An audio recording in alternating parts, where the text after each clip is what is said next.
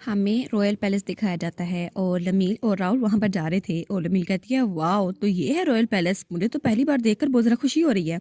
और वो कहती है आज तो मौसम बहुत ज़्यादा अच्छा है और उसके हाथ में वही केक पकड़ा हुआ था। तो फिर वो कहती है चलो इसको डिलीवर करके आते हैं, जल्दी करते हैं।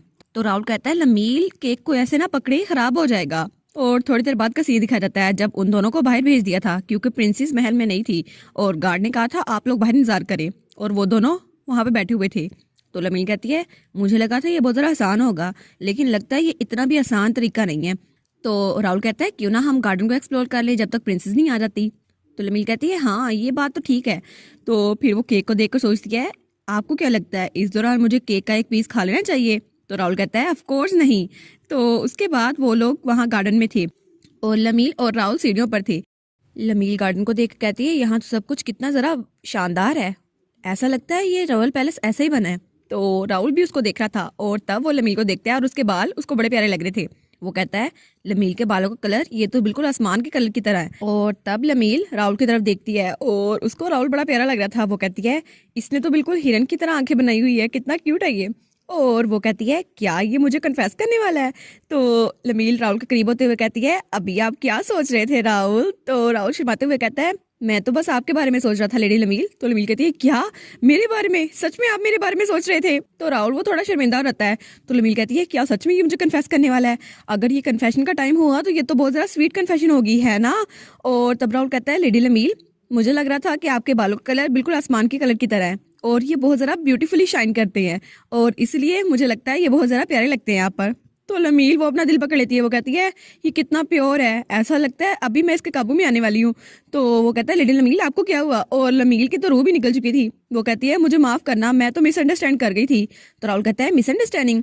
तो लमील कहती है हाँ मैंने वो चीज़ें इमेजिन की जो आप कभी भी इमेजिन नहीं कर सकते, इसलिए मुझे माफ़ कर दीजिए सर राहुल। तो वो कहता है क्या।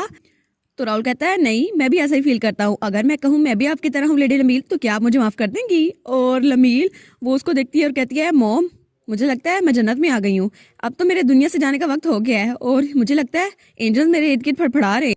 तो राहुल उसके कंधे पकड़ के उसको हिलाता है। तो वो कहता है लेडी लमील आप ठीक तो हैं। और तभी वहां से कोई जा रहा था और उसके हाथ में छड़ी थी। तो लमील वहां देखती है तो वहां प्रिंसेस थी। वो कहती है क्या ये तो प्रिंसेस है। और प्रिंसेस वो थोड़ी परेशान लग रही थी। तो राहुल कहता है ऐसा लगता है वो वापस आ गई हैं। तो लमील कहती है हाँ जल्दी करते हैं और केक डिलीवर कर देते हैं। और तभी जब वो दोनों देखते हैं तो वो बिल्कुल हैरान आ जाते हैं क्योंकि प्रिंसेस वो वहां पर गिरकर बेहोश हो चुकी थी। और उसके बाद हमें एक अंदर का सीन दिखाया जाता है जहाँ पे एक डॉक्टर दरवाजा खोल के आता है और वहां पर लमील और राहुल बैठे हुए थे और प्रिंसेस अपने बेड पर थी।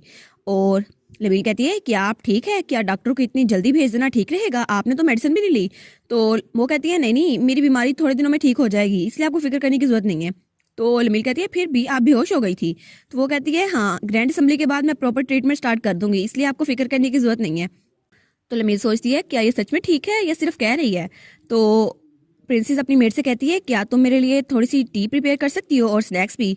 और लमील कहती है नहीं नहीं स्नैक्स की जरूरत नहीं है, हम डिजर्ट लेके आए हैं तो आप हमारे साथ इकट्ठी क्यों नहीं खा लेती। और उसके बाद वो लोग सोफे पे बैठ चुके थे और लमील केक काट रही थी और प्रिंसेस को देखती है। तो लमील कहती है ये केक तो बहुत ज्यादा अच्छा है और ये कैपिटल में बहुत ज्यादा मशहूर है और ये चॉकलेट फ्लेवर में है, आपको पसंद आएगा। तो प्रिंसेस कहती है क्या चॉकलेट फ्लेवर। तो लमील कहती है हाँ हाँ मेरी मॉम ने इसको पिक किया है।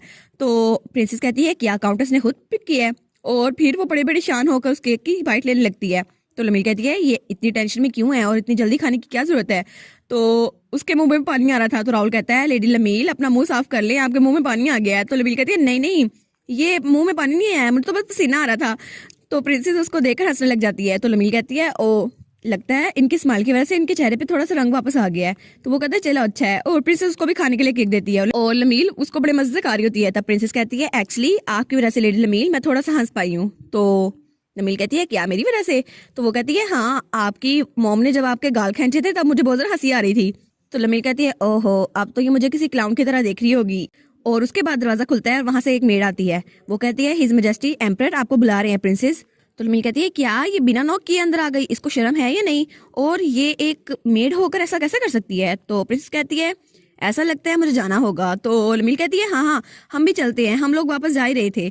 और फिर वो दोनों उठते हैं, वहां जाते हुए कहते हैं अपना ख्याल रखिएगा प्रिंसेस। तो प्रिंसेस उनको बाय कहती है और उसके बाद वो दोनों बाहर खड़े थे। तो राहुल कुछ सोच रहा था। तो लमील कहती है क्या आप कुछ भूल गए हैं। तो राहुल कहता है नहीं ऐसा लगता है कुछ अजीब है, आखिर प्रिंसेस कोलैप्स हुई हैं, लेकिन फिर भी एम्परर खुद उनके पास नहीं आए। उन्होंने बुलाया प्रिंसेस को अपने पास। तो लमील सोचती है हाँ ये बात तो ठीक है। वैसे भी प्रिंसेस के पास कुछ ज्यादा मेड्स नहीं थी, सिर्फ एक मेड थी और वो मेड बिना दस्तक दिए अंदर आ गई। और क्या सच में प्रिंसेस के साथ ऐसा सलूक होता है? और उसके बाद हमें एम्पर दिखाया जाता है और उसके सामने प्रिंसेस खड़ी थी और एम्पर कहता है मैंने सुना तुम क्राउड फैमिली में किसके साथ मिली हो। तो प्रिंसेस ये बात सुनकर बिल्कुल चुप हो चुकी थी और वो कुछ बोलती नहीं है। और वो सोचती है मुझे लगा था मेरे फादर ने मेरी हालत पूछने के लिए मुझे बुलाया है, लेकिन उन्हें अभी भी दूसरे लोग के बारे में जानना है। तो वो आगे झुकते हुए कहती है हाँ बिल्कुल मैं उनसे मिली थी। तो एम्पर कहता है किस वजह से? तो वो कहती है मैंने केक खाया। तो एम्पर कहता है क्या केक? तो प्रिंसेस कहती है हाँ काउंटेस ने मेरी तरफ एक केक भेजा था अपनी बेटी के हाथों। तो एम्पर कहता है ठीक है मुझे और नहीं सुनना, बस तुम जा सकती हो, बस मुझे ये बताओ कि आर्यन के साथ चीजें ठीक है? तो प्रिंसेस सोचती है आर्यन हाँ उसके साथ सब चीजें ठीक है। तो एम्पर कहता है आई सी, तो नोबल्स के साथ क्लोज होना बहुत ज़्यादा यूजफुल रहेगा और तुम्हें चीज़ें खराब नहीं करनी चाहिए। और तब एम्पर कहता है तुम्हें चेस बोर्ड पे अपनी यूजफुलनेस साबित करके रहनी होगी।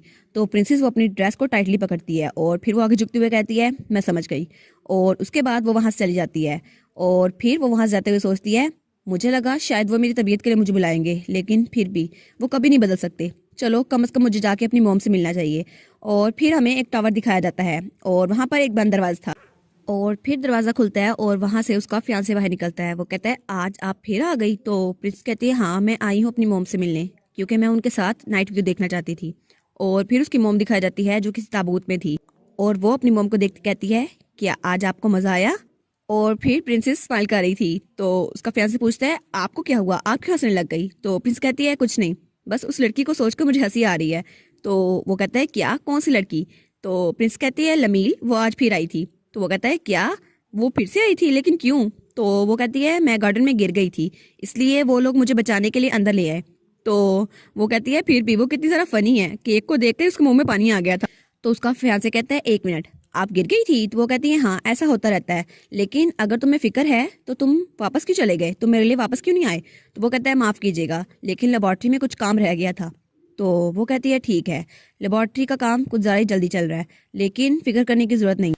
और फिर वो कहता है हिज मैजेस्टी ने असेंबली के स्टूल को वैसे ही रखा हुआ है। तो प्रिंस कहती है ठीक है ये सब कुछ तो वैसे चल रहा है, लेकिन तुम्हें क्या लगता है कि राहुल कुछ करेगा? तो वो कहता है नहीं, अगर ऐसा कुछ करना भी होता तो उसके पास कोई एविडेंस होना चाहिए, लेकिन उसके पास कुछ भी नहीं। तो प्रिंस कहती है अगर वो हमारे बारे में कुछ जानता भी हुआ फिर भी वो कुछ नहीं कर पाएगा, क्योंकि रॉयल फैमिली का डर ही काफ़ी होता है। तो फिर वो कहती है हाँ ये बहुत ज़्यादा ज़रूरी है उसका हर चीज़ से डर के रहना, वैसे भी कल हर चीज़ सामने आ जाएगी सब लोग के सामने। और फिर हमें अगले दिन दिखाया जाता है एम्पीरियल असेंबली डे और वहाँ पर सब लोग थे, सारे रॉयल्स। और वहाँ पर कोई कहता है हिज मैजेस्टी नीचे आ रहे हैं और सब लोग उसको देखते हैं एम्पर को। और एम्पर कहता है आज मैं तुम लोगों को एक नया वेपन इंट्रोड्यूस करवाने वाला हूँ, इसीलिए मैंने सुबह से तुम लोग को इतनी जल्दी बुला लिया। और लमील सोचती है ये फाइनली अनाउंस करने ही वाला है, लेकिन मुझे तो वॉशरूम जाना था, मैं तो इसका इंतजार करती रही और वॉशरूम भी नहीं गई। तो सब लोग कहते हैं क्या नया वेपन? और वहाँ पर लमील और उसकी फैमिली भी खड़े थे और राहुल भी खड़ा था। लेकिन प्रिंसेस कहाँ हो सकती है इस वक्त? तो एम्पर कहता है अभी अंदर आ जाओ। और तब दरवाजा खुलता है और जब लमील वहाँ देखती है तो वहाँ पर वही ब्लैक हुड वाले लोग थे। तो लमील कहती है क्या ब्लैक हुड यहाँ पर क्या कर रहे हैं? और वो सोचती है क्या ये लोग हमें ब्लैक हुड के साथ इंट्रोड्यूस नहीं करवाने वाले? एम्पर हमें उसके साथ इंट्रोड्यूस करवाएंगे और वो कहेंगे नाइस टू मीट यू, और मैं कहूँगी क्या, लेकिन ये सब कुछ हो कैसे रहा है और ये आखिर इनको रिवील क्यों कर रहे हैं? और तभी कोई पूछता है योर मैजेस्टी ये कौन है? तो एम्पर कहता है ये वही नया वेपन है जिसका मैं जिक्र कर रहा था। तो लमील कहने लगती है ये तो ब्लैक हुड है ना, ये तुम्हारा नया वेपन है। तभी उसकी मॉम उसका मुंह पकड़ लेती है। वो कहती है चुप भी हो जाओ, एम्पर के सामने तो बकवास नहीं करो। और तभी एम्पर अपनी तलवार निकालता और कहता है मैं तुम लोग को अभी शो करूंगा ये कैसे काम करते हैं। और तभी वो तलवार उस ब्लैक हुड के कंधे पे मार देता है और सब लोग ये देखकर बहुत ज़्यादा शौक होते हैं। वो कहते हैं योर मैजेस्टी ये आपने क्या किया? तो मैजेस्टी कहता है तुम लोग शौक मत हो, गौर से देखो। और वो ब्लैक हुड वाला अपना कंधा सही करता है और कहता है ये ठीक है बिल्कुल। तो तब लमील के मॉम और डैड वहाँ देखते हैं और वो कहते हैं ये आखिर हो क्या रहा है? तो एम्पर कहता है तुम लोग देख नहीं सकते, ये मर नहीं सकता और ये इमोर्टल आर्मी है जिसको मैंने मैजिक स्टोन से बनाया है इनकी लाशों में छुपाकर। तो सब लोग कहते हैं क्या मैजिक स्टोन, लेकिन लाशों में मैजिक स्टोन क्यों लगाए जाएंगे? और लमील को याद आता है वाइकाउंट ओम ने कहा था मैजिक स्टोन तो एम्पायर में बहुत कम थे, इसलिए मुझे यहाँ आना पड़ा। तो लमील सोचती है अच्छा इसीलिए कैपिटल में मैजिक स्टोन की शॉर्टेज हो चुकी थी। तो तब राहुल कहता है नो वे। तो लमील कहती है क्या क्या हुआ राहुल? तो राहुल कहता है शायद मुझे पता चल गया कि नॉर्थ में वार के दौरान ही वहाँ लेबॉर्ट्री क्यों बनाई गई, क्योंकि वो डेड सोल्जर्स की लाशों को यूज कर रहे थे एक एक्सपेरिमेंट के लिए। तो लमील कहती है क्या ये सब कुछ हो रहा था वहाँ? तो एम्पर कहता है मुझे लगता है मैंने तुम लोग को दिखा दिया, लेकिन अब असल चीज की बारी आ गई है और इस सबको मैंने पावर के लिए बनाया है। लेकिन तभी ब्लैक हुड वाला अपनी तलवार निकालता है और एम्पर के मार देता है और कहता है तुम्हारा इसमें कोई चांस नहीं था। तो लमील और सब लोग ये देखकर बहुत ही ज्यादा शौक हो जाते हैं और एम्पर कहता है ये क्या? और तब ऊपर देखता है और वहां पर कुछ लोग खड़े हुए थे। तो एम्पर कहता है तुम्हारी हिम्मत कैसे हुई? और वहां खड़ी थी प्रिंसेस जो बहुत गुस्से से अपने फादर को देख रही थी। ओहो, तो ये है असली विलन प्रिंसेस। मुझे तो लगा था ये अच्छी होगी, लेकिन मेन विलन तो यही निकली। मुझे लगता है ये अपनी मॉम का बदला ले रही होगी, लेकिन इसकी मॉम को आखिर हुआ क्या है? और ये लोग सब मिलकर राहुल के पीछे क्यों पड़े थे? राहुल ने इनका क्या बिगाड़ा था? वो तो बेचारे की याददाश्त चली गई, वरना इन्होंने तो उसका काम खत्म कर ही देना था। आज 28 दिसंबर है और अभी तक इस नावल की और इस मानवा की सिर्फ 60 एपिसोड्स आई हैं और जब तक न्यू एपिसोड नहीं आती तब तक मैं एक्सप्लेन नहीं कर सकती। तो अब मैं स्टार्ट करने वाली हूँ the reason why Reliana ended up in Duke's mansion. तो आपको मिलते हैं नेक्स्ट मानवा में, और प्लीज़ मेरे दूसरे चैनल को भी सब्सक्राइब कर दे और उसके शॉर्ट्स को भी लाइक कर दिया करें प्लीज़ प्लीज़, और पोस्ट वगैरह को भी लाइक कर दिया करें, और न्यू अपडेट्स के लिए चैनल पे बने रहिए। तो बाय बाय। और इसी के साथ ये वाला पार्ट यहाँ पर ख़त्म। तो आप लोग बताइएगा आपको ये पार्ट कैसा लगा। प्लीज़ लाइक करिएगा, कमेंट करिएगा और शेयर करिएगा। और जो न्यू व्यूवर्स हैं काइंडली वो चैनल को सब्सक्राइब कर दें। और पिछली वीडियोस का लिंक आपकी स्क्रीन पर नज़र आ रहा होगा, तो काइंडली उनको भी चेकआउट कर लें। Thank you so much.